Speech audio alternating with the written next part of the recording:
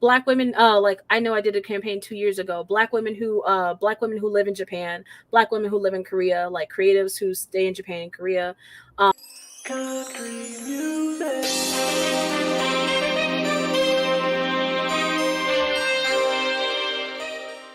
All right, everybody, and welcome back to season 2 of Melanin Minds, where we are highlighting Black women in the comic book and manga space. Our first guest of this season is one I am very excited for. Okay, she has her whole platform. She's a content creator. She promotes Black and brown voices in the Blerd space. She is an amazing person, and she has her own manga called Birth of Bashin, or Birth of a Bashin. I think I'm saying it right. I do believe she's said it before, and I could be not remembering correctly. It is a really good manga, though. Okay, I've read it, and I need to read it again because I'm missing certain points of it, and so it needs to reread. But Ty of Blaque N Kulture is our guest today. Hi, hello. I'm really excited to have you here. I think this is the first time we've ever gotten to really chat. Yeah, excited to be here. Like I'm just kind of in the space. So like I see y'all, and of course, I have a relationship with Concrete Comics, so I see y'all, and in that regard. And typically, I see Lloyd, but sometimes you be there, and I'm just like, where's his wife though? Where's his wife? Well, I will say you can blame me for that, not him. Okay. Learning to be more in front of the camera than behind the camera and doing the editing and scheduling and stuff. But that's a very important job. Honestly, people do not they think this content creation thing is just hopping in front of the camera, but when you start taking on larger projects and you start having big things that you have to organization, scheduling, all that stuff is so important. Man, I've learned so much even before doing this, because as an actress, that side of trying to do social media on my own stuff is just, it's stressful. Yes, indeed. I don't like it. And we always talk about that. He'll be like, oh, I hate social media. Tasha does it all. I hate it too. I just know it must be done. It's got to be done. It's a part of the job. But we're gonna dive right into this. We're gonna go a little something, because we did a video on you. Is that 2 years ago now for Women's History Month? Yeah. I was very surprised. I was like, oh snap! I'm Mom, I made it. So made a video about me. Right. But so of course, because we've done that video, we've done research on you, so we know a little bit of your background. But for other people who might not know who Ty is by some magical way, can you share with us a bit about your background and how your intersecting identities also shape your experience as a Black woman creative, in this space, in this blurred space? So let's see here. So I got started, I would say like as a creative, I got started in around 2018, which is a very unique start for a lot of people, a lot of the creatives in this space. That I consider this like generations. So like first generation is like RDC World. He's like first gen, and all his people around him, those are like first generation Black creators that typically like make nerd content. So I would consider myself like a second generation. I was observing RDC World, and at the time, Black Girls Anime, and a lot of people within that space, Kiara, please. And I was just so incredibly inspired because I wanted to do something like that, but I just didn't really know like what it looked like to execute that. I've always been a writer. Like I like to write a lot. So I was like, well, let me just start a blog. And I always say that the Blaque N Kulture was just kind of one of those things. It was a placeholder name. I didn't really know what to call myself. I had a lot of different iterations of names. I was just going to, come up with something super generic, but I was playing our own names, and I wrote Black because I wanted to put the Black in the culture, and I wanted to talk about Black culture and nerd culture. Like I was just trying to like put a whole bunch of things in there, and initially I just spelled it right, and I was just like, I'm gonna leave this here and I'm gonna come back to it, and kept doing research. And then next thing you know, I was like, I'm gonna keep this, but I can't have just Blaque N Kulture. I was like, I gotta spell it funky. So right. Spelled it funky, and then all my friends teased me. It's like, of course you spelled it funky. I was like, I just got to be different. It stands out. And if you remember the group Blaque, the girl, it Yes. reminds me of that too. Mm-hmm. I actually have a project coming up of a self-portrait project that I was doing inspired by Blaque, but Ooh. that's that's for another moment. I'm very inspired by them. Um, but so I started my blog 2018. It was going great. Then I realized I absolutely hate writing blogs. I don't know. I don't. It's not for me. I see why people do it. I see why people really enjoy it, but it's the way my brain works. I end up like writing multiple versions of the same thing, and I was just like, I really got tired out, but I was pushing through it because I really wanted to talk about people, and my blog was picking up a little bit of steam. But then I kind of found my way into photography, loved photography. I'm still kind of do for freelance photography now. So then I was doing photography projects while I was doing that, and I was like, okay, well, maybe I'll just talk about, I'll do both. Like I'll do a little photography and I'll do the blog, and I'll just talk about, because I'm from Orlando, Florida, and I'll talk about like nerd stuff in Orlando, Florida. And then COVID hit.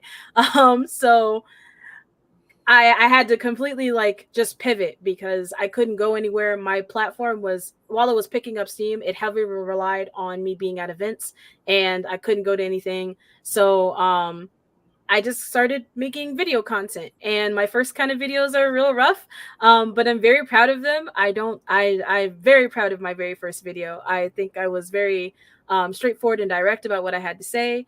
Didn't get a lot of views, but I've never been really view seeking, so it's just kind of what it is. They're out there though.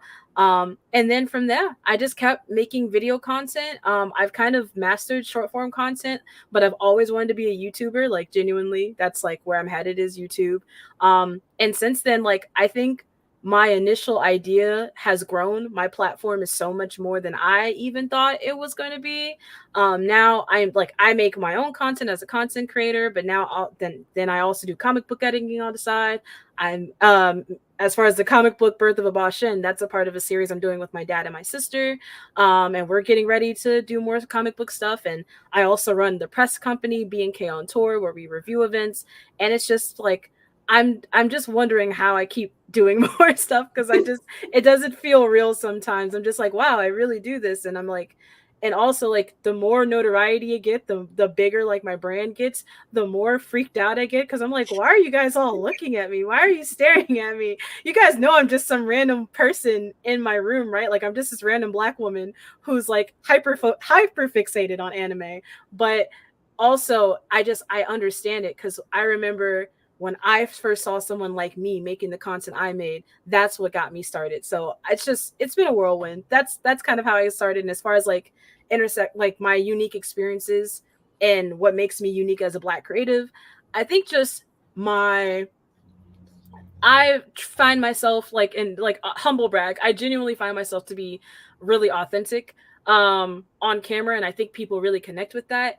I definitely do have two type of like, I have a, front facing persona, and then some things I keep private, but I try to be as authentic to who I am and what I want, and very strong in what I like, because a lot of people are very scared, especially as time is moving on. People are definitely more out and about it, but a lot of people, I still think there's like a weird stigma behind having special interests. And some people still don't think content creation is a job. Some people still don't think like nerd and otaku spaces are valid spaces of entertainment.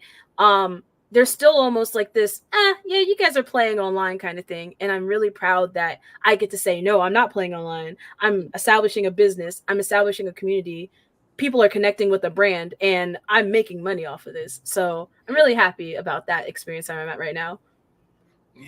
Yeah. When you said you were making a manga with your dad and sister, when you initially said it, it was like, oh my God, that is so sweet. And I read it, and it's like, oh, this is so good. And I think your dad does the art, right? No. So my dad is created the entire universe. He started in 2004. It's his baby. So yeah, he's been writing this whole universe for forever. And then in 2013, my sister and I were still teenagers, but he expressed to us that he was going to start the process of preparing himself to be financially steady to invest in comic booking. And then in 2020, he was like, hey, remember when I said when you were like 15, 16? It's happening now. So then I went from having genuinely my comic book knowledge as far as like the process of making comic books is very, very fresh. I started learning and like actively getting involved in comic book making in 2020. And then from there, I became the co-writer. So I've helped to rewrite a good portion of my dad's work. Still very much his story, but I've rewritten quite a bit of it. As well as I do active editing. My sister is a colorist, and then we hired a artist. His name is Sebastian Rivera. He's out of Spain, and man, that Sebastian can draw his whole tushy off. He like, killed it. Like Art in that book makes is it. good. Such an amazing artist. The whole book is really good. So I'm glad. Anyone who hasn't read it, you can find it on Novatunes, by the way. But but yeah, and then you also said about how you come across very authentic on your videos, and you really do. Like I enjoy it. I'd be like, man, I feel authentic, but I feel so awkward at the same time, and you just seem like you're just doing it. It's so refreshing to watch too, because you're also like have this very relaxing persona. So it's like really nice to watch, and just it feels like you're just kicking back, chilling it, even in your Twitch streams. Like we're just kicking it. We're just having a good time. Everybody's hanging out. I think that's a lot comes with I'm a very big YouTube nerd. And I don't talk about it a lot just because like I haven't really been in that space yet, but I'm a huge YouTube nerd. And when I was growing up watching YouTubers, I'm very used to that kind of somebody is literally on their floor in their like closet in their bedroom, and they're just talking about their special interests. And I think that oh my goodness, those are the days. And like I definitely love like the hyper produced like super cool aesthetic videos. I do. But that's one that's out of my budget. So I definitely not going to do more than what I can physically afford. And two, I don't know. I feel like the most important thing that I'm talking about is what I'm actually discussing. And it's not that I don't do a lot of takes, because boy, I do so many takes. The amount of my boyfriend, he knows when I'm filming, because I'll say hello, and then I'll say the title of the video 3 different times. He's like, how many takes is it? I was like, it's like 50 takes, man. It's like 50 takes. I don't know why. But I try to keep like, by the time I put something out, I think it's just me getting out of my head and saying, you know, people are going to like what they like, and that people are going to connect with you. And I like when people connect with me. I just posted a video literally like 2 days ago called if you like this Black TV show, then you'll like this anime. And it's just kind of like my page gets hits here and there, but this video really blew up, and so many like connecting with so many Black women. They're like, oh, I'm going to start anime, or, oh, I didn't even think about this, or, oh man, I got to start watching Black TV shows. I'm like, see, this is what I'm talking about. I just want to have these conversations. I just want to talk to y'all. You just want to do this. I just want to talk, and I can talk forever. So I think it's a good profession for me to just sit in front of a camera and talk all day, because I like to do that. Well, I like watching it. So thank you. How do you believe that your race and gender have influenced your creative process and the themes and topics that you explore when you're working? As far as my race, I will say me being Black heavily influences everything I do for Blaque N Kulture. It's in the title of my name. There's a unique experience that we as Black folk have within the world, and then specifically like Black Americans have within the States, that I think everybody approaches it a little bit differently. Some Black creators like to kind of put it to the side, and they don't include it in their work because they just want to be recognized for what they have to say. Some people are very hyper focused on, you know, the Black aspect of people being in there. I think my approach for me is I just want to show people that we exist in this space, no matter what kind of Black person exists in this space, we exist in this space, and so many different kinds of Black people exist in this space. Also, we contribute so much to this space. I think that even to this day, the more I do like conventions, the more I do my own research about my community, like just realizing like, oh, did you know that there was that a Black artist was one of the first Black mangaka that brought mech that brought mech manga to America. I found that out because I went to a comic book and I met with a comic book convention. I met with Marcus Roberts of Second Sight, and he's done tons of research about Blackness in the comic book space. Would have never learned that had I not connected. And learning about all the different Black voice actors who were, who were in the space long before anybody else was, the Black animators, these people who helped establish like Adult Swim and Cartoon Network. We're just so ingrained in entertainment in this, in, not just in the States, but everywhere. And it saddens me to think that sometimes people will brush it off, or some people won't give us our flowers for how integral we really are to this community. So I think my race is the reason why I created this platform, was to really show what we're doing in this space. And then as far as like, I'm just so heavily influenced by Black people in this space, by Black people period, not just in the nerd community, but just like I see somebody doing something cool elsewhere, I'm like, I gotta do that, or I gotta see more about that. As far as gender, I think that's something I personally, as far as my experience, I have not really experienced too much. I know that me being a Black woman is important, just because I have a unique perspective and take as a Black woman. But in my personal experiences, I have yet to experience anything too negative as far as me being a Black woman in space. I think me being a woman has allowed me to connect with so many different kinds of femmes in this space, which I love. But I know that a lot of other Black women especially in this space, oftentimes will get a lot of negativity and misogynoir for being in the nerd space, and I haven't personally experienced that, which freaks me out and scares me. I am very afraid. Not afraid in the sense of like I don't know how to handle myself online. Personally, hate comments don't bother me. I tell people all the time, I am a true internet goblin. There's nothing that you can say to me that I have not heard, read, or seen before. However, I think it is also kind of surreal that I've been able to move in this space like I have, without receiving that kind of criticism. That freaks me out a little bit. And I'm just like, well, who's going to do it? Who's going to say it? When is it going to happen? Where is it going to come from? Where is it going to come from? Even on a video I posted on YouTube, which was kind of where I was talking about Inês Quinones as a voice actress, I was receiving criticism, but no one brought the fact that I was, well, one person, but we're not going to talk about that guy.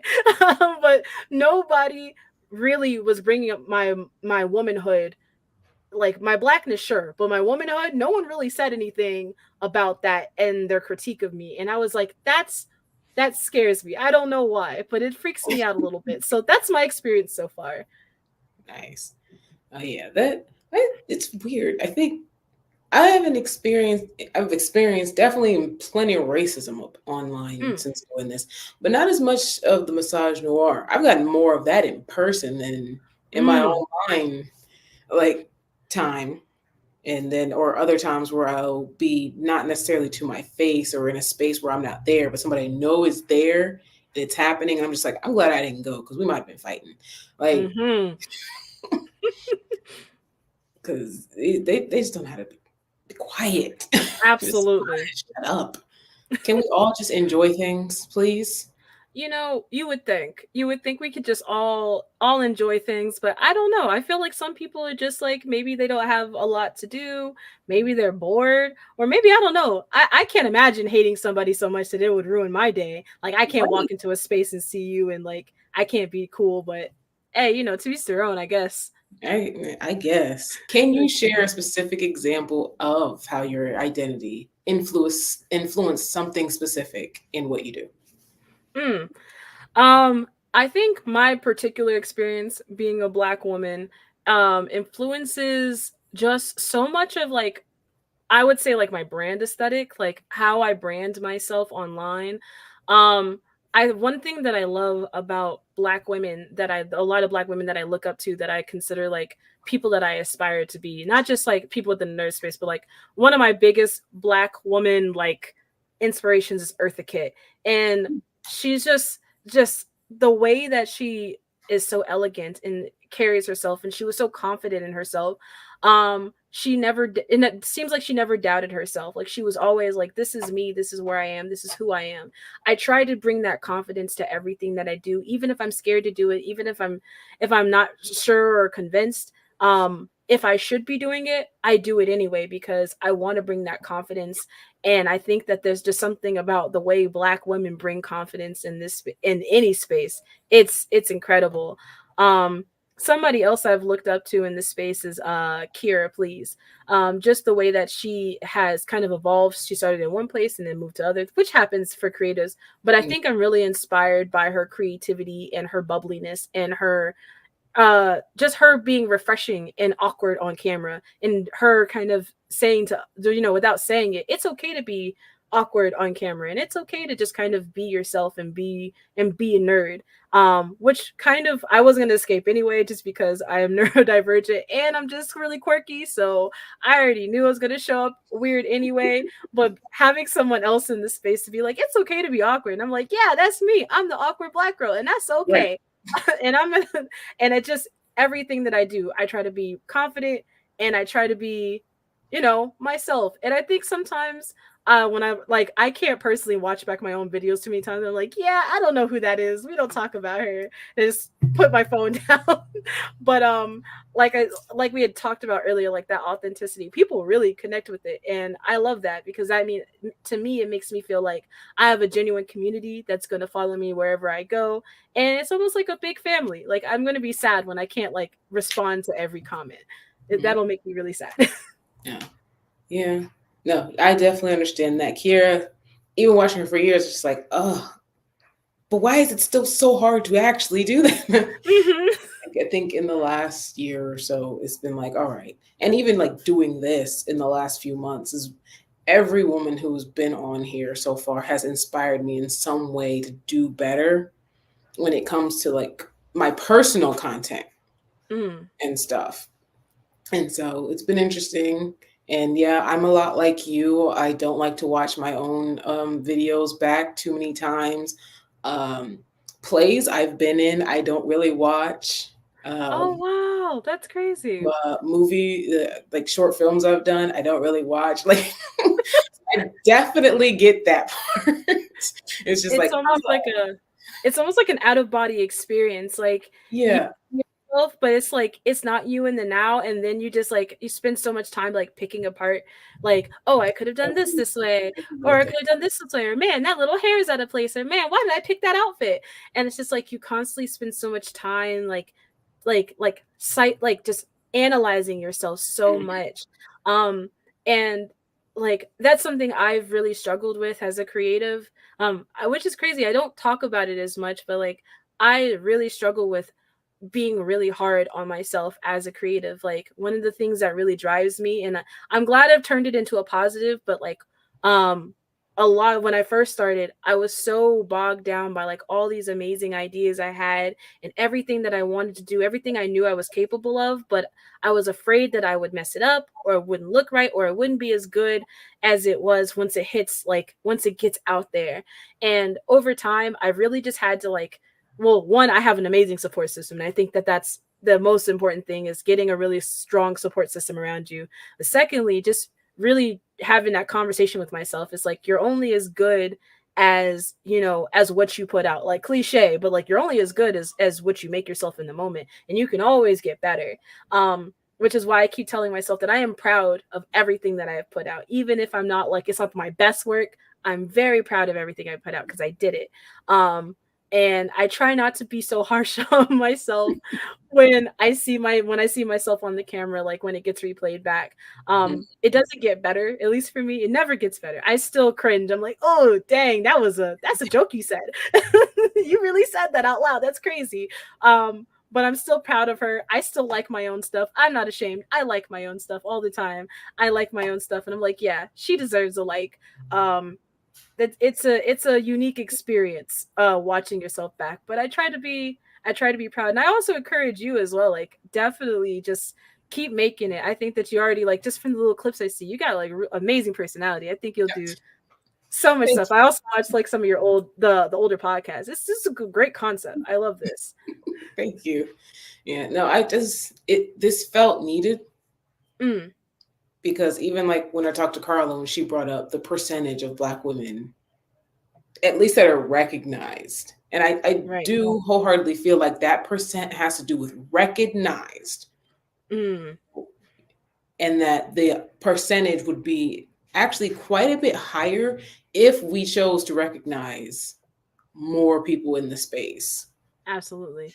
but of course we know how that works. Mm-hmm. And I will try though. I have so many YouTube videos that are private because I just was like, I watched it after recording it and going through the editing process and all that, and was just like, you know what? Never mind. I'm gonna just leave it there, and maybe it'll be public one day. But right now, nah. I get you. I understand. What ways do you see that your identity is reflected? Nat, what is reflected in your work, and how do you navigate all of that in this industry? Um, I think that my identity is very clear in my work. I think that you can't look at a Blaque N Kulture video or something that Blaque N Kulture does without seeing Black woman. Without seeing Black women. I don't think that you can watch anything, one, because my face is in most of the things that I do, but two, I think there's just something that I add that is uniquely a culmination of my experiences within the Black community, my connection to my Blackness, my connection to my womanness, that is just all over my work. And then as far as how I navigate this industry, I just exist. I don't try to compete with anybody. I think my goal right now is, and I tell everybody that I work with, my goal is not to compete. I'm not a competitive person by nature, at least in as far as work is concerned. I think there is space for everybody. There may not feel like there's bread for everybody, but there is bread for everybody. Everyone can eat. I think that there is a very intense competitiveness that people feel, and I think most of that may stem from everyone's trying to chase the same kind of bag. Everyone feels like they're chasing the same kind of coin. Me personally, I'm not trying to chase anybody's coin but what's for me. Me personally, I'm not trying to be rich. I'm not trying to be rich. If it happens, hey, I'm here. But I'm really not trying to be rich. I'm not really even seeking fame in the traditional sense. Like, I have no the true desire to be a celebrity. I am seeking comfortability in community. And the one of the ways that I am comfortable talking to my community directly, and I'm comfortable seeing people at cons. I am comfortable doing this work. This, as a neurodivergent person, it is really difficult to hold down traditional 9 to 5s. I've really struggled with that. So this is a job that I am so thankful that I was able to find, and that my family supports me in, because sometimes when you take this nebulous social media route, this digital creation thing, you don't get a lot of support from people because it's not a traditional job. But even in this, I have found regular work, if you will. And then on top of that, just understanding who I am in this business. I have no intentions of getting lost in that. I am Ty, I am Blaque N Kulture. We make nerd and otaku culture edutainment content. That's what we do. We don't try to do nothing more. We don't try to do nothing less. Sometimes we get a little serious. Sometimes we play it chill. That's all we doing. We just making content. Any additional drama, any additional competitiveness, because of course you're going to feel competitive because people are making content, but all the additional stuff outside of it being healthy competition is not for me. I'm not seeking it. I don't want that. And I feel like if I maintain that ideology about myself and about my business, and I continue also to create community with other like-minded creatives who also have the intention of working with each other, not gatekeeping information, not hiding anything, I think that when I find success in this industry, because I already feel like I'm fairly successful, even though I'm very, very small. I feel very successful. I'm very proud of what I've been able to do. But when I find greater success for myself, I think the industry is either going to make space for me, or I'm just going to create a space, because that's what Thai Blaque N Kulture does. We create space. So that's how I'm doing it. I love that. And I agree. I agree with that wholeheartedly. Now, I will say it like this. Lloyd and I are both very competitive by nature, especially each other. And like, we even have a saying where it's like, it's not a competition, but we're going to win. Absolutely. But it's all in good fun. There exactly. is room for everyone to win in different ways. We don't have to be at each other's throats. There doesn't have to be drama and all this other kind of stuff. We all have a similar mission. And we were just talking about that this morning. We all have a similar mission. Let's fulfill the mission and we Right. can all make a change in some kind of way. Because Exactly. that is the overarching goal, is it not? Like, Absolutely. Absolutely. I don't there's just not a need for sometimes in this industry I've seen people tear, like even small creators tear each other down. Like, and it's not to say that I'm naive to the fact that there's going to be weirdos in the space. There's going to be yeah, people who are not interested in playing nice or playing fair, and to those people, they're going to do what they're going to do. But I don't think it has to stop anything or anybody who's like me, who's interested in getting this into this industry, in the creative industry, from making dope content, from doing dope things. And like, I totally agree. Yes, like even when some of my friends post things and I'm like, oh, that's cute, I love that for you, that is a good video, solid, I love that video. But guess what I'm about to do? I'm about to hit up this studio, I'm about to get on this computer, and I'm about to do you one better. That's why I love that for you. I love that for you. But guess what I'm about to do? It's the main reason why on Instagram I've been like, hey, who wants to enter rap battle beef with me? Because this is fun. This is supposed to be like, of all the careers you can pick in the world, this has got to be one of the funnest ones that you can do. Getting Right. online and talking to people and talking about your special interests and hyperfixating on things that ultimately don't matter in the grand scheme of things. That's got to be the funnest thing ever. And over analyzing everything, Right. being a theorist, that's got to be the funnest thing to do. And I think if Yeah. you keep it lighthearted and you keep it surface level there, even if you're talking about something serious about what within the content in the media, I think it's all fair in love, and love and content creation. But the moment that someone makes it more than that, that's when you really got to have that, it's too much, or you got to have that conversation. Hey, listen, it's not that serious, babe, it's okay. Because even when we win, we're gonna bring you with us. Right. Even if and that's the thing I've told everybody within the space, especially like some of my content creators friends, like Spicy Lady Entertainment and the Well Spoken Token. There are amazing content creators, and we all kind of met just because the internet's big and you can connect with anybody. But I told them straight up, I was like, if I ever hit it big, guess who I'm calling first? It's not even a question. I guess if I ever hit the jackpot, guess who I'm hitting up? Guess who I'm donating a bunch of money to? I'm donating to the people who supported me and who were with me from day one. And I think that if we continue to do that, our community would flourish in a way that I don't think anyone's prepared for, truly. No, I don't think so. And so, what challenges, if any, I know you said it hasn't been too bad, have you Mhm. faced as a Black woman, and how do you stay resilient in the face of the systemic barriers and biases in this industry? Because, man, especially when you get to the anime and manga side Yes. of things, because Absolutely. Challenges I face specifically as a Black woman creative is, I think that sometimes people don't take me seriously. And I think that's true for a lot of Black women, but I think that I've noticed this on YouTube and some of my other videos. Anytime I stand on a point that, mind you, I've researched. I don't put I There's very few things I post on this internet that I have not research or I don't know intimately, but I just want to say it for the record, I research everything. So there's that. And I'm also open to criticism, but I've also experienced hyper criticism, hyper critique from people about the things that I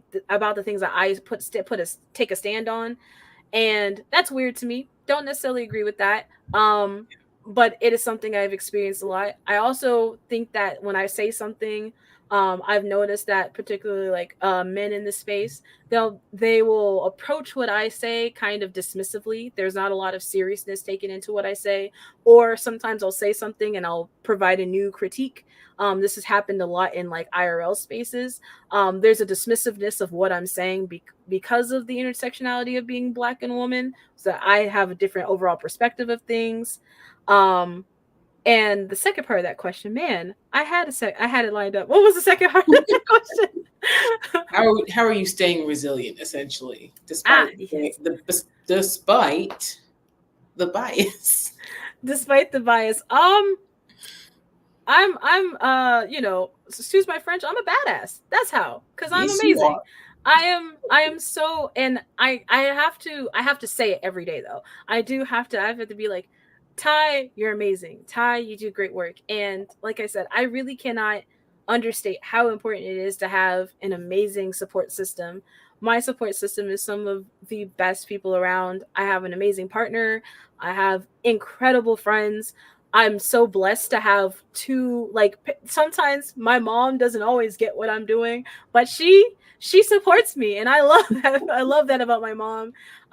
She'll send me random anime things. She's like, oh, anime, and I'm like, Mom, just because they slapped an anime character on it doesn't mean I like it. Like, stop it, please. But my mom is still, she's so head over heels in love with what I do, and she's always like talking about me, and I love that. And she always calls me, she's like, oh, you're so smart, you're so intelligent. And my dad is such a big pillar in my life as well. He loves everything that I do, and he's always encouraging me and saying, oh, you're smart, oh, you've got this. He gives me a lot of, both my parents give me a lot of real world encouragement, and they value my thoughts as well. I think that that's something that I am so appreciative, that my parents value my perspective on things. So at home with my friends, my family, my partner, and my work colleagues at this point, because everyone in the social media space is like work associates, in the social media space, they respect me. They tell me how great I am. And sometimes like I have to think, I'm like, man, is this a little egotistical? Like, am I really, maybe my poop is starting to smell a little bit? I don't know. Maybe I need to humble myself. But no, it's Your just roses like, smell like roses, not boo. no, not boo boo boo, just roses. Like roses. Roses. And I think that's how I've been able to remain resilient, especially like my biggest, I always tell everybody, my biggest competitor is me.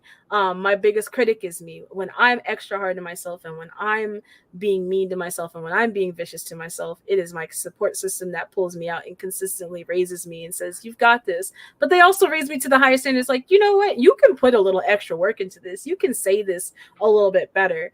And that's what keeps me going. That's especially like when I'm getting 1 and 200 views on TikTok, when I'm getting 1 like on Instagram, when I'm in shadow ban or whatever people like to call it, when my stuff isn't popping off, that's what keeps me resilient. That's what makes me not worry about the numbers so much, because I feel like if I didn't have them around me, maybe I'd probably be more conscious of like my analytics. I mean, of course, I care about the numbers because like it's my job, but I'm not as worried about a dip in followers or like a couple hundred people unfollowing me or everything like that. I'm like, oh, I'll get them back. It's whatever.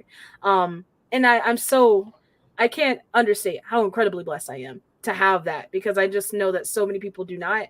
And I do. And I'm thankful that I have that around me. Yeah, that's beautiful. And if it helps, you are a badass and you make great content. So, my Instagram trying to screw you over lately. You got She's been a little shaky. She's not giving me the views I'm owed, but it's okay. Instagram. Why is representation important in the creative industries, particularly for Black women?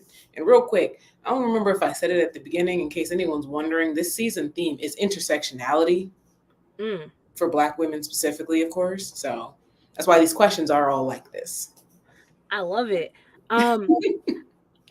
It's important. First off, it's important for especially large. Well, I'll start off by saying this. One of the biggest markets right now is creative, is like the creative market.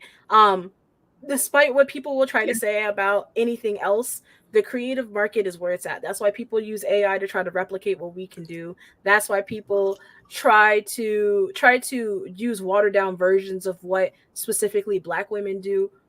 Creative market is one of the biggest markets right now. Influencer marketing, content creator marketing, whatever people are calling it, it's a huge market right now, and Black women in that space are some of the most creative, talented, diverse people underneath this entire space. And stolen from consistently. And I think it's important that Black women have voices in creative spaces, not just in like the front space of like being hosts and things like that, but in writer rooms and in producer roles and in director roles, because it's been said time and time again. It's at this point it's proven that Black women's not only they notice the trends, but Black women are the first ones to advocate. They're the first ones to say, you know, the quiet part out loud. They're the first ones to they Black women are so incredibly one of the most educated demographics of people in the States. Black women are so incredibly just, we've got it all truly as a demographic, as a people. And it's so important for us to be in those spaces because we provide, just having one Black woman on there, I think is what can be the door to not just have one Black woman, but two Black women, to have Black men, to have other people of color, to have other women of color, to have other men of color, to have people of different sexualities and gender identities in those spaces. Because I've seen it time and time again, Black women are some of the biggest advocates in the spaces that they're in.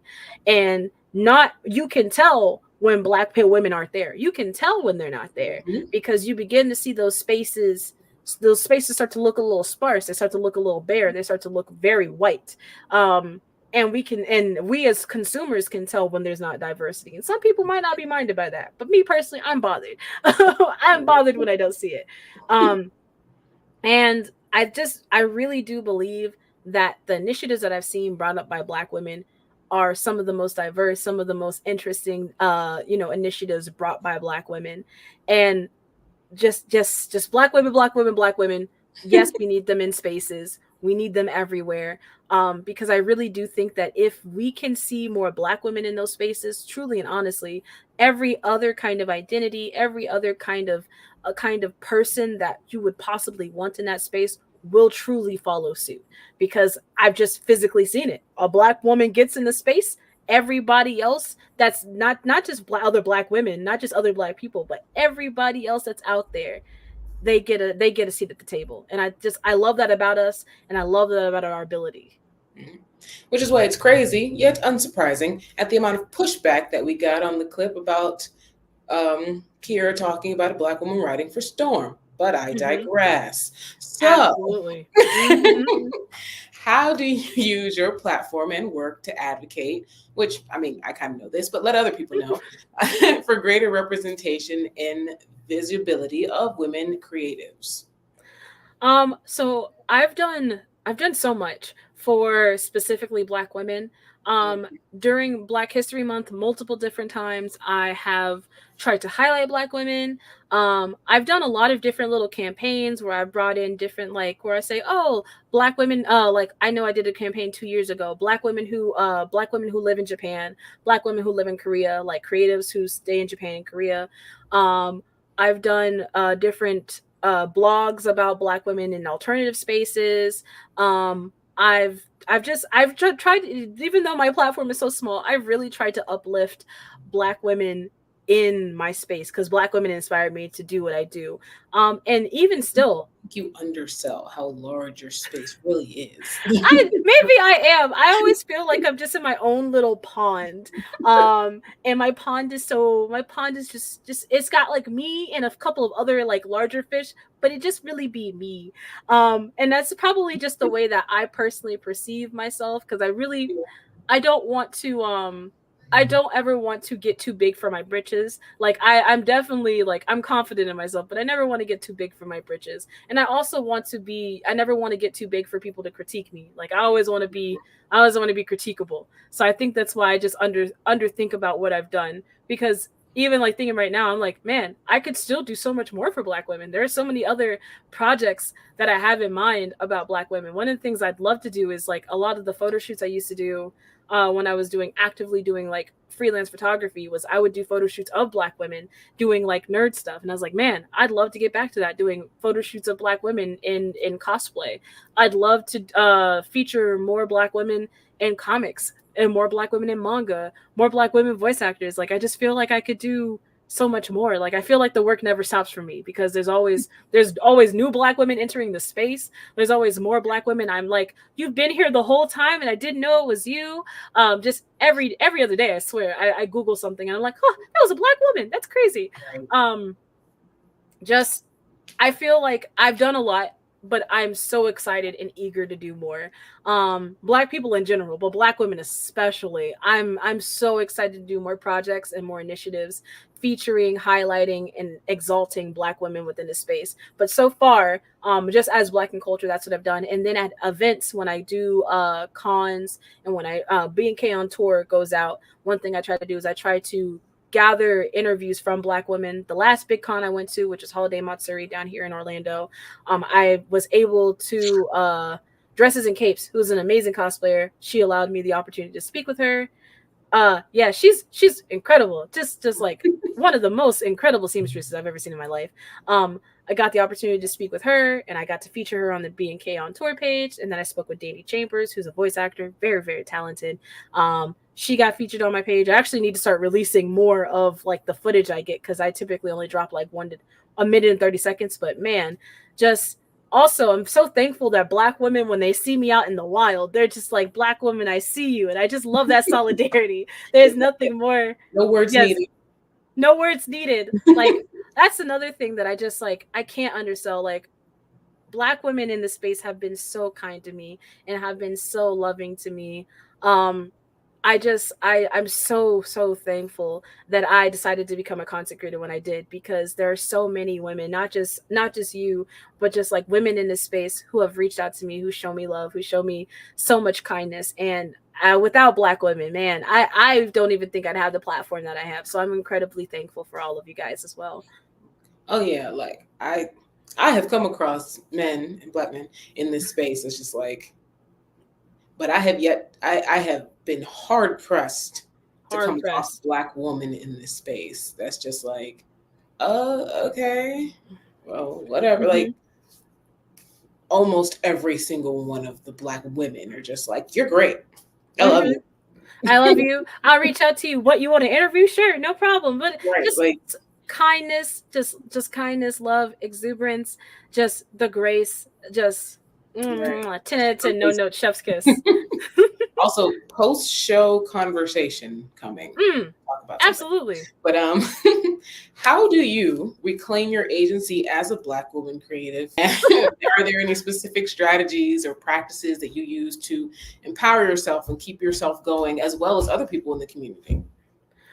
Some of the things that I try to do, specifically as a Black woman, is I try to make sure that when I'm in a space, I am there. And it's one of the things I've gotten a lot, especially recently, is like, for like when I'm out in the, like when I'm just in normal spaces, they're like, oh, you're like so creative and you're so bold. And it's just like, I really do try to live my life as a Black woman authentically, boldly, unapologetically. I try to make people know, like, I wear my anime t-shirts, I wear my creative makeup. I'm a little barefaced today because it's just like, it's a Saturday. I didn't feel like it.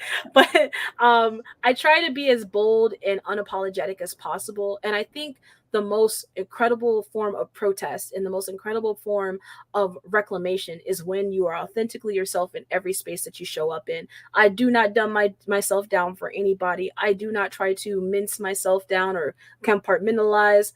I like to take up space. And I think that that's an incredible thing that I'm able to do. I'm privileged to be able to do that, truthfully, to walk into any space and to be it. It took a lot of growth. Still some days it takes a lot of my partner being like, it's okay, you've got it, you look good in that, I promise you look good. I'm like, you sure don't look a little wild? Like, this is supposed to be a family function. And he's like, hey, listen, it's your outfit, you wear it. And I think that's it's something powerful that I'm able to do. And what I try to do for my community, no matter who's in my communities, I try to remind them of like these very important things. Like, one, you're the most important person in your universe. Nothing starts or stops without you. And a lot of people, don't think too hard about it. It's just truly like, nothing starts in this world until you open your eyes, and everything ends when you close it. So you're the most important person in your universe. You got to prioritize yourself. You got to take care of yourself. Whether that includes self-care. That also includes reinvesting in yourself in your creative endeavors or in your work. That means always constantly, setting good healthy boundaries, setting reasonable rules with people so that people can respect you in whatever space you're in. That's also letting people know it's okay to mess up, it's okay to fumble, it's okay to fall, it's okay to fail. I'm very comfortable with failure. I'm not so comfortable with success, so we're working on it. Get there. But we'll get there. But I'm okay with falling down. I try to remind my community that it's okay to not be the best. I'm not the best gamer. I don't find myself to be the most eloquent speaker sometimes. I'm not the best. I'm not the best at anything that I do, but I'm the best at the way I do it. And I'm okay with that. And I try to remind my community that what we have, what we're doing, what we're existing as, this is okay. This is totally fine. And as we get bigger and as we grow more, I want to keep encouraging my community to be creative, to say the weird thing, within reason, to be quirky, to be wild, to be authentic, to be yourself. Because truthfully, and not on some like cliche, be this aesthetic. No, genuinely be yourself. If that means like you want to be like a little couch gremlin and all you do is sit and eat potato chips all day and you watch bad TV, hey, that's a you thing, and I'm happy that that's for you. And if you're somebody who's in the gym 24/7, like just truly living your life. I don't ever want to try to impose anything else. Like, I like to pose questions, I like to share information, but like I really just want people to live their lives. There's people out here just trying to tell everybody who they can and cannot be, what you can and cannot do, who you can and cannot love, how you can and cannot show up. I'm not trying to do that. Just be yourself and truthfully, honestly, show up how you show up in this world.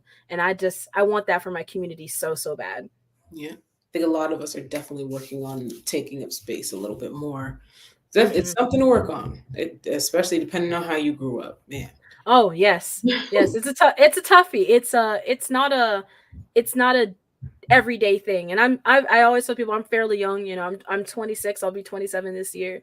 And it really does come from, you got to start small. So, like, I wasn't always this bold. It started off with like when I worked at a gas station, I would put anime pins on my hat because I was just like, I got them approved. I was like, can I please wear this pin on my hat? And my manager's like, sure. And then it expanded into, I had my lanyard decked out. And then on crazy days when I moved into an office building, I was wearing anime shirts on all my dress down days. And then, as I moved out of that and I moved into a new space, I always try to let people know this is my office. You're going to see this office no matter where you're at. And I think that just over time, putting your interests out there is also kind of just putting yourself out there. Because if your special interests are tied to your personality, like they are for me, like, that really helps as well. So yeah, it's a long road, but I trust you'll be so much happier just being yourself. I love it. I love it. I have been trying to make sure that every week when I go to rehearsal, I have on some kind of nerd shirt, just because. Just because. But how do you envision the future of inclusivity and representation for Black women specifically in creative industries and creative spaces? Like, what are we going to look like 10 years from now? I think it's a complex question. What I can say is I think that there's going to be a divestment from major Hollywood. There already is, but I really do think there's going to be a divestment from large corporations and companies, just because capitalism sucks. No one likes it. And I think that a large major part about why there is a lack of inclusivity and diversity in these spaces is because of money sometimes, or just, it could just be blatant bigotry, but I think that there's a lot that can be made off of bigotry. People do like to rage bait for money, and I think that people get a lot out of that. So I think there's going to be a huge divestment from large corporations into smaller production companies, into smaller spaces. I can already see that that's happening. But also in that same place, I think that there's going to be more Black women creating platforms, or what I would love to see is a Black woman owned platform. But I do think there's going to be more Black femme platforms created that are going to be more open to spaces. I definitely already am starting to see Black execs popping up in spaces, Black queer execs. So Black femme execs are definitely happening as well. I just really do think it's going to be, everyone's been talking about it, but I'm actually seeing actions that people are taking to create our own spaces, truly divesting from mainstream, just moving indie with everything. And I think in the next 10 years, that's going to look something kind of like what we're seeing with like Has Been Hotel and Hell of a Boss by Fizzy Pop. She started off as an indie creator on YouTube, posting it there, and then it got picked up. I think we're going to see a lot more of that. Indie studios making X, Y, and Z thing. They own the rights to it, and then maybe as they get bigger, leasing it out to a larger company to expand their project versus like how it used to be where you would give your project over to a company and you would create it with them. So, for whatever reason they want to cancel you, that's just the end of your project. You'll never see it. So that's what I really do see the future of. It's going to be a huge divestment, but it's going to be important divestments to divert those resources to indie brands and to indie companies who are going to allow for greater inclusivity and greater diversity within their spaces. Oh, I agree. Shoot, on the season finale for season 1, I said it. I said the future of media is in indie. Yes. If we want to see more, if we want to see better, if we want to see people creating things that they actually care about for us to watch, then we have to start supporting indie brands. Absolutely. Throughout all forms of media. I said that because I agree with that 100%. I also do always say, like, the reason why diversity isn't happening much is definitely a mix of money and just straight up bigotry. And I've gone on the record at least 2 times saying this, that they intentionally sabotage things that show inclusion or have Black people at the forefront in order to say, see, Black people don't make money, so we don't need to put them in stuff. Like, exactly. I swear up and down, that's exactly what they do every time. They certainly do. It's very clear. I think that a lot of people are like skeptical, or they're a little bit afraid to say it. I was like, but we have a history in this specifically in the States. Can't speak for anything else, but we have a history within the States of Black people and other brown individuals being specifically targeted. Black people, like, mind you, Black people built the entertainment industry within America, and we're consistently being worked and weeded out of it because as much as they can, they're going to do that because they don't want to share the dollars, they don't want to share the money, or they only want one specific image of us. That's why something that has Good Times name on it but is completely devoid of everything that the original show is can exist. And they're I high key, my little theory, I think that they're banking on it not working and not making money. Agree wholeheartedly. Right. Like, because if it doesn't make money, at the beginning of the project, because he was like, this isn't what I signed up for. This isn't what I signed up for. This isn't, of course, no hate to anybody who worked on the project. Hey, you get your bag, you get your money. Not upset at all. But like, they to your point of like sabotaging, yes, they absolutely, it is by design. They want to sabotage something because and also I think there's also this sense of, because see, Black people can't do anything right, so we're going to show you how it's actually done, and we're going to show you, like, this is your place. Black people are supposed to be minstrels. Black people are supposed to be the funny side character. Black people are supposed to do X, Y, and Z. And if they keep you thinking that this is how you're supposed to look, because media is such a big influence of people. Exactly, people start to believe it. It truly is. Sometimes I think people think that, and we'll being transparent, I think all people, like, some people are like, oh, it's white people. No, I think that there is a common consensus. There is this common consensus that there is a conspiracy theory, like, oh, the man isn't trying to. I was like, I wouldn't say it's the man.